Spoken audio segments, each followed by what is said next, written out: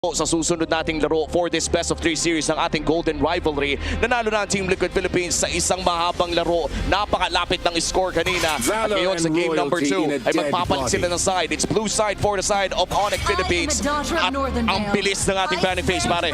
Tinanggal nila yung Freya that might be first priority for Onyx Philippines, and we've seen that a couple of times na binibigay nila kay Savero sa gold lane. Now, open pa rin yung mga Josen, Valentina, the priority picks na we used to see sa mga ibang matches ng FPL Philippines. Nandyan pa din yung matchup ng Khalid or Hilda. Well, in fact, nakita pa nga natin kanina, Khalid versus Kalea pa yung nakita natin. At nanalo pa doon yung Khalid ni Daddy JP. Oh, yung Khalid talaga ni Daddy JP kanina.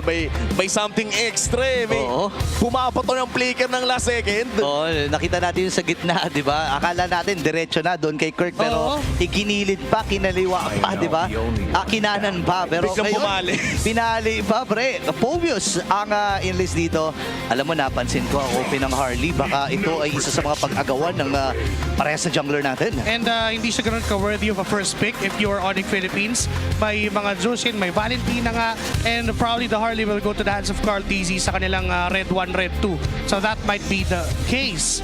Pero for Onyx Philippines, pwede nga nilang sila yung mag-prioritize ng mga Khalid. Yung back siya kasi tinanggal, and every time na open yan, automatic kukunin ng Onyx Philippines kasi yun eh. Oo. And Onyx Philippines as of now, kanina nakita natin na medyo fast-paced yung laro na gusto nilang makuha. And mukhang ang sagot nila dito kay Harley pa rin. We have seen King Kong na nilaro ito ng paulit-ulit, pero ang sagot naman dito ng side ng Team Liquid Philippines ay maagang Uranus pick kasabayang Jushin. Sansan duo already secure. Wait lang, you know what? Ire-retract ko yung statement na yun. Nakita na rin kasi natin si Carl na mag-tank jungle. So, okay. flex pick pa rin to, pare. Wala pa. Maaari pa mapunta sa kanya yung Uranus. And for Onyx, naka-open yung Eve pick sa kanila. Most commonly used by the teams to counter a Joshin pick. Plus Khalid or a Hilda onto the hands of Brusco. They wanted to try and dominate the other lanes kasi yung kung mapupunta sa XP lane yung Uranus, parang dead lane na yan kung tutuusin. Kasi hindi mo gugustuhin na bigyan niya na the very early kasi ikaw din mahihirapan. Oo. Isa yan si Uranus sa mga dakilang tagasayang ng oras. Alam na yan ng mga tao sa RG na kapag kinalaw mo yung Uranus, maraming mawawala. And mukhang sagot dito ng Onyx Philippines ay ganun din. Same to you. Bibigyan ka namin ng Alice. But this time, I would say na in terms of crowd control, lumalamang ang side ng Onyx Philippines ngayon. Nice. Yung pala nga nakikita natin yung buhat pa lang pero Suyu ang kukunin dito ng Team Liquid. Ayokong maniwala na jungle to kasi pwede ring ilagay sa gold lane. May mga panaka tayo nakikita. Even sa international scene, no, may mga nakikita tayo nag-gold lane nito. So, sa ngayon, dyan pala, as is pala yan. Dyan ka lang, Suyu. Oo, dyan ka lang muna. Di pa tayo sigurado. Pero most likely, yun na nga yung hero ni Carl TZ for the jungle. Kailangan niya rin kasing i-match yung damage output and early aggression na pwedeng gawin ng Onyx Philippines with the Harley and the Khalid. There goes that ban for the Eve na hindi nila kinuha because of the Alice priority na kailangan nilang sabayan kasi yung kunat na meron ang isang Uranus on the XP lane for TLPH. Plus, parang ang naging branding na nga sa Alice is Uranus na nagdadash. Uranus na nagbe-blink. Uranus na may stun. Uranus na may stun. Na pwede kumapit sa 5. And so far, no, nakikita natin yung talaga nagiging palitan. And looking at the bans right now, Joshi, nagtatanggal ang Team Liquid Philippines sa mga mid laner. And meanwhile for Onyx, nagtatanggal naman sila ng mga roam options dito ni Dad JP. Probably yung Kimi pa tanggalin ng Team Liquid Philippines. Isa sa mga hero ni Super Friends. Although, wala namang problema yung Onyx Philippines doon kasi naglalabas sa Super Friends ng mga Valir, ng mga Lilia, even Farsa, pwede niyang kunin. Wala pa naman masyadong pang-disturb ng formation. Kaya naman yung 6-0 record ni Savero na lang ang tatanggalin nila. The YSS for the gold lane would be removed by Team Liquid Philippines. Now for Onyx, pwede magtanggal ng hero ni JP, Hylos or Hilda. Because Hylos, maaring mahirapan si King Kong na gawin yung ginagawa ng isang Harley kasi pag namataan siya ng kotong ng Hylos, madali siyang mapaburst down ng Team Liquid. Yun din kasi nakakairita no, when you're looking at Hylos as a pick. nakakainis yung kapag lamang yung Hylos, ramdam na ramdam mo. At ang hirap din pasukin because of the stun na napakasimple man pakinggan ay napaka-effective naman with the bonus movement speed as well. So nag-aantay tayo ng final ban dito mula sa Onyx Philippines. Potentially, pwede pa silang magtanggal ng another pick for JP and they will be going for the Hilda instead. Tandaan natin, si JP ang may hawak ng Finals MVP Hilda noong last season. At saktong-sakto lang, natatanggalin yan. Pero ito na, Ay! mga pare ko, makakapag-MMR na si Kuya. Remember, 7-0 ang Claude ni Teddy. So talagang kinuha na nila ito. Onyx PH, wala pa silang mid lane dito. Kaya to. Probably a carry for Savero or Moskov. Either of that two. For Super Friends, mataas yung value ng Parsa or even the Kimi. Kailangan nila ng damage output pa na kayang tumulong doon sa isang Harley. Kasi if they want to put that Harley as their main damage dealer, kapag na-zone siya ni Sanford or tinamaan or ma-zone siya ni JP, whatever hero would JP use, ay mahihirapan ang Onyx Philippines. So kailangan ng karampatang dagdag doon sa damage output na yon. Now, Team Liquid Philippines, meron naman silang way. Oy! Wow! Wow! Ayan na. Going for the Luyi plus this carry. Interesting ha. Kahapon nakanood din tayo ng Luyi. Mukhang may balak Manayko ang Onyx dito against Team Liquid Philippines. Last pick para kay Daddy JP. Ano pa bang natitirang options dito, Joshi? High loss if also they could be as wild as a chip or Gatot. Para lang sabayan yung bilis na pwedeng gawin ng Onyx Philippines. Well, the safest would be the Gatot Katsa. And kailangan mo din kasi talaga ng mag-peel. To protect lives. Oy! Pero Hylos pa rin ang pinili. The Hylos Lucian combo gonna be deadly against the front line of Onyx Philippines considering na may Claude pa sila by the late game. Oo. At basang-basa, no? Yan ang nga yung Hylos na inaabangan natin. And that will seal our compositions for game number 2.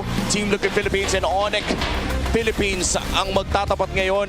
At nakita na nga natin kanina na nakalamang na ang side ng Team Liquid Philippines. Close game yung napanood natin ng game number 1, boys.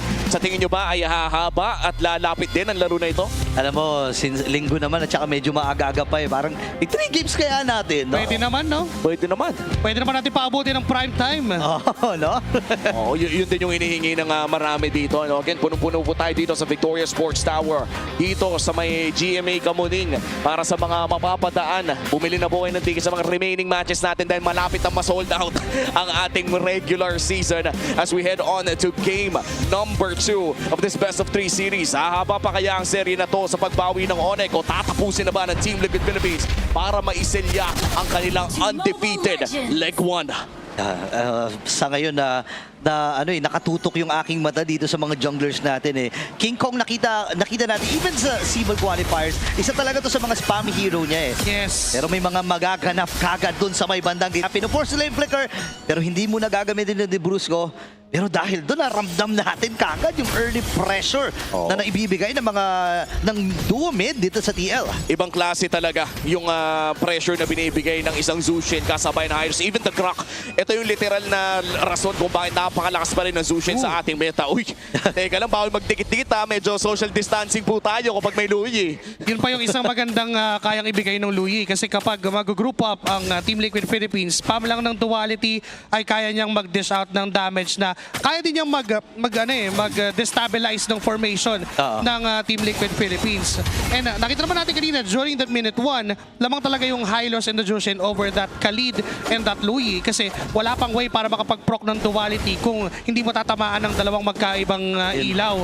Tapos wala pang heal yung Khalid when in fact for the Hylos, yung second skill niya enough damage output na yun para makapagpauwi ng kalaban. Oo, tsaka yung revitalize din eh. Kahit maagang pinap, saktong-sakto, lalabas na rin yung pag-going 20 seconds ay may hawak na rin revitalize. At ito na nga ang makabago, actually hindi makabago, makalumang 1v1 sa gold lane, Carry versus Claude. I think nag-aabang na lang ang parehas na kupunan dito na magkaroon ng first objective fight. And now we're looking at the first turtle, Joshi. Sino pa ang may hawak ng kalamangan dito? Onyx has the lead, knowing na nakaposisyon na agad sila and lahat ng entry points and even JP. Yun na, nag-decision kagad sila na i-burst dito si Daddy JP. Tinan mo, sobra-sobra pa nga yung damage na naibigay. Abonado pa si Daddy JP dun sa naganap na yun. Pero si Sanford isasama na rin. Cartesi nag-aabang na ng pagkakataon.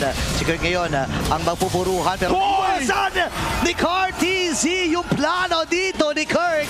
At ito na yung rundown. Mabibit Boy pa! si Brusco. Nakakuha pa ng isang kill. At magiging dalawa pa para kay Carlito. Aago pa nga sila ng purple buff. At ipopoke pa nila si Super Friends. Ang daming nakuha ng Team Liquid Philippines para sa presyo ng isa. May nakala ko lamang na ang Onyx doon nung napitas nila si JP. The good thing that they did is they tried to pick off JP bago pa man magka-turtle. Napakaganda nun for Onyx Philippines. But for Team Liquid Philippines, na-realize nila, okay, wala ng Deadly Magic. So pwede tayong bumabad. Sanford and Cartesi just know that walang damage output na kaya pumatay sa kanila at the moment. And the mobility from the Suyu, napakahalaga nun on that team fight. Oh my gosh, alam nila level 3 lang eh. Ang masakit doon pre, nagamit pa yung flicker.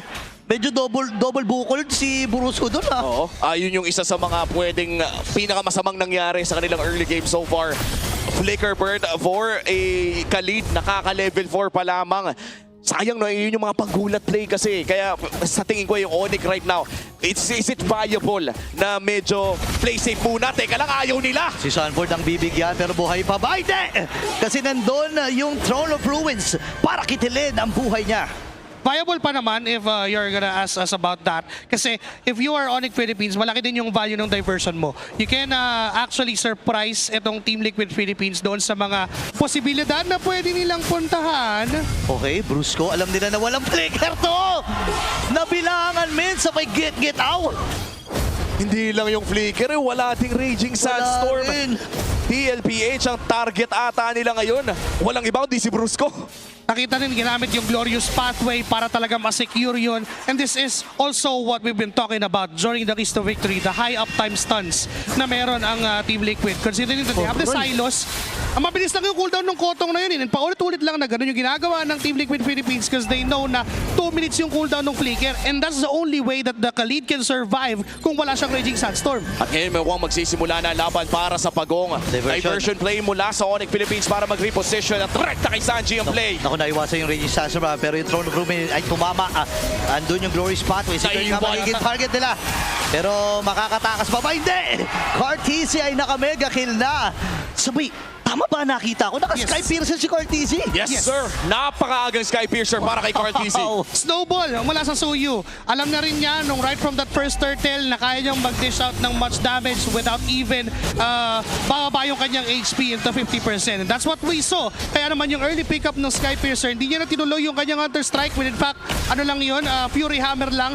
Rekta na agad ng Sky Piercer. Alam nila na mamadaliin nila itong laban na to. Aray ko po. Tinan mo. Ay, nako po. Pinapasok ba ni Sanford dito? Napiritang mag-quick sand guard itong si Brusco at malaya nang makukuha ng Team Liquid yung Torres sa may bottom mo. All because of that aggression na ginagawa ng Team Liquid Philippines. Space is given to Teddy. Sanford though, Okay, flicker ay nagamit niya. Pinagtulong-tulungan ng 4. Pero maraming ultimate na nakomit doon. Glorious Pathway, kakaltokan dito si Kirk. Ang tanong ay makakatakas ba siya si Cartesi? Oy, Ay nasaan? sasama na rin. And this time ay pipilitin niyang umiwas. Pero ang laki na ng damage ng Piercer, men. XP for XP ang naging palitan nila at ayaw pa ata ng Team Liquid Philippines tigilan Ayaw. ang Onyx na nakawan ng purple buff at wala atang magagawa ang side ng Onyx dito. Bukod na lamang nabigyan si Sanji pero easy Crimson Beacon out lamang ang kanyang call. 3,000 ahead, Team Liquid. judging by the time elapsed, nasa 30 to 40 stacks ang Piercer ni Cartesi. The moment na umabot pa siya ng 80 dito sa game na to at hindi siya mabigyan ng Onyx Philippines, magiging mahirap na to even for Kirk na pumunta doon sa gitna ng laban kasi paulit-ulit lang siyang pwedeng timingan nung stun ng isang Hylos, nung stun ng isang Suyu, and yung buhat ni Sanji. Oo. Hindi siya makapag-blood gleam out eh. Oo, tsaka parang mape-pressure ka na rin if you're the Alice at this point na kailangan mo agad umulti. Sanford looking at 4 members. Kita-ata kagad sila. Oy, naiwasan. Yung Raging Sandstorm. Alam niya na 4 na membro. Tingnan mo naman, tinutulog-tulugan pa ni Oo. Sanford eh. At matapos mangyari yun ay nakanakaw Hello. pa nga si Carl sa baba. Nakakuha ang Team Liquid sa gitna at nakapwesto pa ata sa Pagong. Sanji getting Ay! knocked out. Si JP lamang ang natamaan ng Throne of Ruin. Oh my gosh, parang hindi worth it yun kasi yung Throne of Ruins ay nagamit na. May malaking ultimate na kulang para dito sa Onyx. JP, tinan mo sinasalo lang lahat ng mga punishment na nanggagaling dito sa Onyx at malaya nila nakuha yung huling Pagong ng larong to. Perfect turtle take para kay Carl TZ at mukhang may play na naman ang Team Liquid Philippines sa taas. Isang tore ang kanilang makukuha. So so far for the past 2 minutes, Joshi, mukhang Team Liquid ang nanaig sa lahat ng objectives. Literal na nila landslide at bumubulusok ang Team Liquid Philippines. But the good thing for Onyx Philippines is that hindi pa naman namamatay itong si Savero. Continuous pa rin yung farm niya, mabagal man, pero hindi pa rin naman siya napipigilan, hindi pa rin nasa-stop yung pagsiscale ng carry. And this is the remaining win condition for Onyx Philippines. Kailangan na rin tulungan ni Super Prince, ganyan, na bilisan yung pag-ikot neto ni Savero, dalhin siya doon sa mga lugar na kailangan niyang makapag-farm para din mapabilis. Kasi kailangan na siya eh. Kailangan na ng damage output ng carry. Naku, sobrang kailangan na talaga. Ngayon, medyo nakukulangan ng setup dito ang Onyx. Ang sakit tumatama na. Yung mga Evil Queller, napakahapde. At si Teddy, naku, steady na naman sa kanyang pagbabasag. Tumatrabaho na lang si Teddy doon sa may bandang itaas. Makakakuha ng tore ang Onyx Philippines doon sa bottom lane matapos ang wave na inasikaso nila a few minutes ago. Pero sa ngayon, Team Liquid Philippines pa rin ang mahawak na malaking kalamangan ng 5,000 at para bang hindi na nila pinapalabas ang Onyx around those turrets, hindi makapasok sa gubat ang side ng Onyx. Ang hirap pumasok talaga niyan. Alam mo, hindi lang yan ang nahihirapan eh. Even si Savero, pinag-usapan natin kanina, siya ang pressure eh. Pero ngayon, parang siya atang binubuhusan ng pressure dito eh. Buong Onyx Philippines actually ay pinipressure ng Team Liquid Philippines. They have to stop targeting Sanford at this moment. Hindi worthy na buhusan mo ng skill yung Uranus at mabigyan ng malayang farm ang isang Claude or even itong si Carl TZ. Because the moment na yes, mapatay nyo si Sanford, yes, ma-burst down nyo yung Uranus, pero wala na kayong ibibitaw once pumasok na yung Hylos together with the 3 members of Team Liquid Philippines. Now, it's a perfect time for Onyx Philippines to stop fighting at this moment. Kalma lang, kumbaga. Tiis lang. They have to farm. They need time. And speaking of time, oras na rin ito para sa Team Liquid Philippines. Nakunin ang pinakaunang Lord ng larong ito. So far, perfect objectives para sa side ng Team Liquid Philippines. First Lord, 3 Turtles, Carl TZ making it happen para sa Team Liquid Philippines. Men, gusto ko lang sabihin na level 15 na si Carl TZ. 9 minutes and 18 seconds ata dito sa larong ito. Ganun ka-dominating itong pinapamalas ngayon ng Team Liquid. Oo, at hinihintay pa nila yung upcoming Lord. So far for Onyx Philippines, wala pa namang nakukuhang inhibitor turret. This is good news para sa Sonics. Kaya pa nilang dumepensa, kaya pa nilang mag-scale up on this carry pickup. Pero kung lalagyan natin ng oras, pare, ano ba yung oras na inaantay? Ano ba ang Onyx time para sa larong ito? 15 minutes or 17 minutes, ganun pa kalayo kung tutusin. And if Team Liquid Philippines manage to get those outer turrets done, hahaba pa yun. Kailangan pa ng oras. Kailangan pa ng farm kasi even yung mga minion waves, pwedeng pigilan ng Team Liquid Philippines na magbigay at magpadala ng minion waves. Pwede nila i-freeze yung 3 lanes. Oo, and sa ngayon mukhang yun ang kanilang tinatrabaho. Pero mukhang makakadepensa naman sa mid lane ng side ng Onyx Philippines. Savero still very healthy in this game. 0-0 and 0. You would rather have that. Kung low kill score game, at least hindi namamatay yung gold laner nyo. Oo nga, no? Dito masasabi natin, parang kung titingnan mo, no, base dun sa KD, parang wala pang nagagawa itong dalawang gold laner nito. Pero kitang-kita kung ano yung laki ng kalamangan ni Teddy dito, no? Kung malaya siya nakakakuha ng farm, and even yung Trinity ay buo na rin sa kanya. Oh, no? that's 1 item differential. At sa pag-push dito ng Team Liquid Philippines, puputok ang Holy Shields. At here we go. They're going for Savero. Ay, napapasok na rin dito si Sanford. Tumama yung Throne of Ruin, pero asan yung follow-up mula sa Onyx? Cartesi ay monster kill na. At Sanjay! si Sanjay na iniiwas-iwasan yung mga balasa ng baraha. At si Carl ay nakadalawa na rin. 2-man down para sa Onyx. Sky Piercer making it happen para dito kay Carl TZ. Wala man silang nakuha ng inhibitor turret, ay may nakuha silang 2 kill. Hindi pa ata titigilin ng Team Liquid Philippines ang pag-push Ayaw. nila. They want mid lane. Kailangan makakuha sila ng isa. Ayaw talaga tantanan, pre. At dito si Savero at pumiprihit lang. Sinasalo lamang ni Sanford lahat ng damage. Pat na parang hindi nga bumabakat, men. Talagang naka-flex lang dito si Sanford against 4. Ito yung lamang ng Team Liquid Philippines. That 10k gold lead clearly reflects on what's happening sa mapa. Nandun yung damage output ng Onyx Philippines pero kulang pa rin talaga. Naipit na yung Team Liquid dun sa top lane. But then there are no casualties yet. Papasok ulit sila. Glorious Spotter yung nagamit. Pinipilit nila na umiwas si Savero. Ipitata si Kirk. Nagamit yung kanyang... Naku po! Cartesi ay legendary na 8-0 in 1, ladies and gentlemen. At dito na yung flex ng mga machong horse. Sanji ay nagamit din yung Crimson Beacon. 4 ang member lang natitira para sa Onyx. Magiging 3 na lang binibilangan na ng Team Liquid. Talagang aarangkada na ang Stampede dito ng TL. May mga flex na rin sila na ginagawa. Pumasok din si Sanford with a flicker. At ready nang umarangkada ang TLPH. On undefeated sa first leg ng regular season 17. Team Liquid Philippines sweeps Onyx Philippines. That early game lead na hindi na napigilan pa ng Onyx Philippines, yung piercer mula kay Carl TZ, yung scaling ng isang kulot na namadali dahil sa spasyong binibigay, yung kunat ni Sanford na kahit ilang beses siyang patayin, okay lang for Team Liquid Philippines. Sinagasaan nila ang Super Fam. And this was such a great opener para sa ating Sunday for week number 4. A great showing mula sa Team Liquid Philippines and Onyx Philippines. Isang magandang season pa rin ang pinapakita ng Onyx even after losing against Team Liquid Philippines sa laban na ito. Palakpakan pa rin natin ang Onyx Philippines and of course for the Sonics na nag-attend ngayong araw na ito na kumpletong-kumpleto pa rin dito sa Victoria Sports Tower. Panigurado sa susunod na leg ng Season 17 ay mas lalakas pa ang Onyx kasama ang kanilang Sonics. Pero sa ngayon, i-celebrate natin ang victory ng Team Liquid Philippines na up until now ay hindi pa rin nasosolusyonan ng mga MPL teams. And alam mo, inaabangan ako yung hot take na Joshi Takes pala ni Joshi Cakes, no? Na eto na, nagtagumpay na sila dito sa 7-0. Marami na nag-aabang dito. At ito yung isa sa mga kaabang-abang, yung mga heart-stop moments ng magkabilang kupunan, eh, no? Nakikita mo yung reaksyon ng mga supporters ng Sonics and even the Cavalry. And looking at that game, literal na pasagasa lang ng pasagasa ang ginagawa ng Team Liquid onto Onyx Philippines. And hindi lang yun eh. They've been used to how Onyx Philippines have been doing their early games. Sinabayan lang nila. Oo, at bukod sa pagsasabay na ginawa nila, parang may extra pa sila nakukuha almost all the time. Great decision making mula sa Team Liquid Philippines and hinatid na nila ang kanilang mga sarili patungo sa undefeated streak nila. Kaya iatid na namin kayo sa main stage kasama ang ating host para kausapin ang Team Liquid. And with that, the Golden Rivalry ends with a 2-0 sweep in favor of Team Liquid Philippines. And you know, Teddy, I want to ask, how was your first Golden Rivalry match? Ano po, okay lang po kasi medyo nakaka-pressure nung una pero okay naman po kasi experience din. And speaking of pressure, nabanggit na sa Vero na siya ang pressure.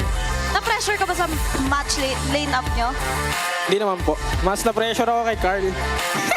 Bakit? Curious kami, bakit ka na-pressure Bakit kay kay Carl? Bakit? Carl TC is the pressure. Ayan! So we have a new narrative. Oh. The Vero isn't the pressure, Carl TZ is. Sino ba sa tingin nyo ang talagang pressure? Carl TZ, pinapressure mo ba yan? Hindi po lagi ko lang pong pinagsasabihan sa mga kailangan gawin ganun. Okay, being the senior in the team. Pero ngayon, gusto lang din muna natin kausapin si Sanji. Sanji! Kayo yung team na bukod tangi na hindi mapabagsak in the first half of the regular season. Tingin mo ba ganito na yung magiging takbo ng buong team nyo sa buong regular season? Sa tingin ko, oo naman kasi pero one game at a time pa rin po kami. You believe so na kayang-kaya ng TLPH i-keep yung momentum? At ano sa tingin nyo yung meron kayo na wala sa ibang team kung bakit ganito kayo kalakas?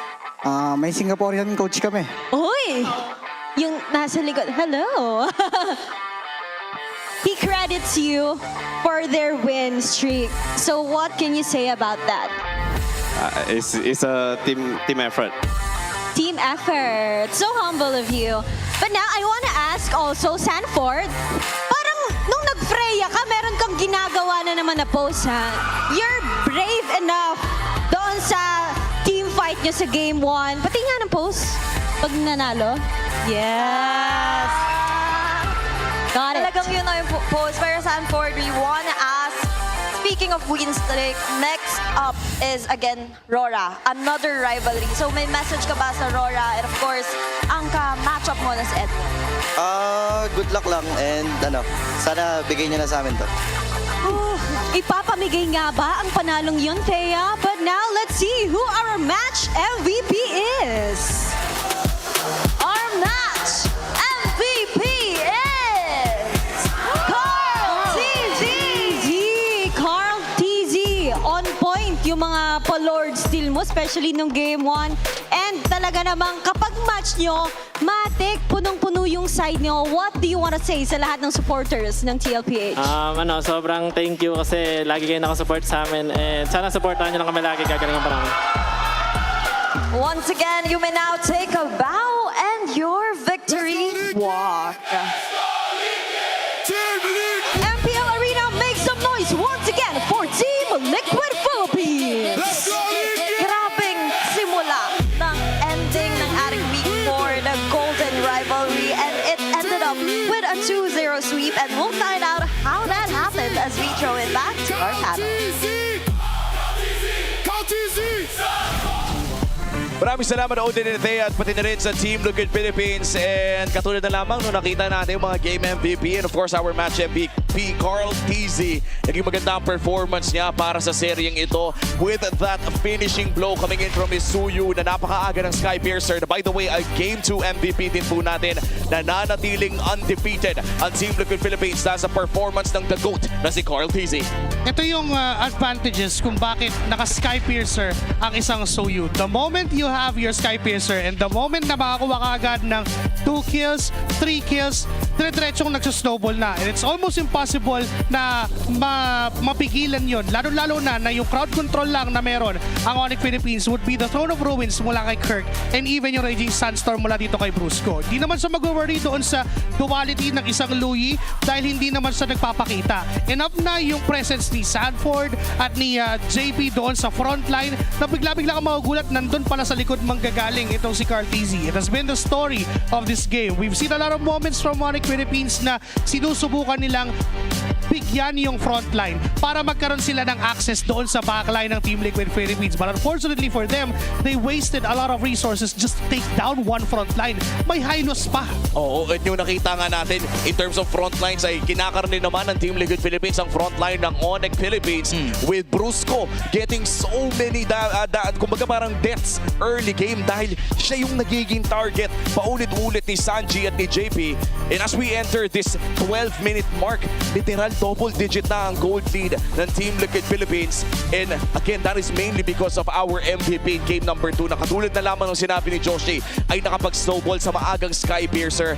Alam mo na, on the think of it, usong-uso na ngayon sa mga Suyu players natin yung Fury Hammer Recta Skypiercer start. Alam mo, kahapon ko rin napansin yan no? And salamat kay James Punks kasi natutunan Namulat. natin na maganda ang Skypiercer dito. Pero kidding aside, tama ba yung napansin ko? 100% ang kill participation dito ni Carl TZ. Wow! So talagang kasama siya sa lahat ng mga ganap, no? It mainly revolved around him being tumatapos sa someone na tumatapos. I believe that's a 901, yes. May isa siyang hindi nakuhang kill. Naagaw pa sa kanya yun. Isipin mo yun, di ba? May isa pa siyang hindi nakuha. Si JP pa yung nakakuha. At si JP pa, courtesy of yung kanyang babad sa kanyang skill or even yung kotong. But then again, kidding aside, it's always been revolving around Carl TZ at times like this. Kapag may hawak siyang hyper carry, mga Suyo, Hayabusa, even yung friend rin nga niya, masasabi natin na revolving around him yung nangyayari. Kasi it's either siya yung initiator or nag-i-initiate yung Team Liquid Philippines para sa kanya. Oo, yung mga initiation din na nanggagaling talaga sa Team Liquid Philippines. Hindi nga siya yung hard initiation eh. Kadalasan nakikita natin na pumapasok lang talaga sila JP, sila Sanford, tapos